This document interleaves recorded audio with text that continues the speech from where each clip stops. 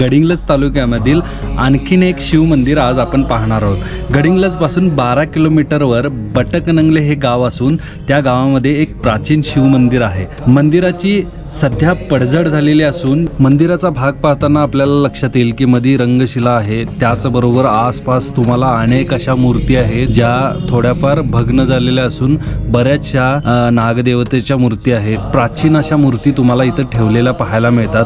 त्यामुळे एक गोष्ट लक्षात येईल की हे मंदिर ज्या वेळेला सुरक्षित होतं त्या काळात हे मंदिर ती सुंदर आणि उत्कृष्ट नमुना असेल हे तुम्हाला पाहून लक्षात येईल। मंदिर हे साधारण 11व्या ते 12व्या शतकातील असल्याची शक्यता असून हे यादवकालीन किंवा शिलाहार काळातील असल्याचे दिसून येते।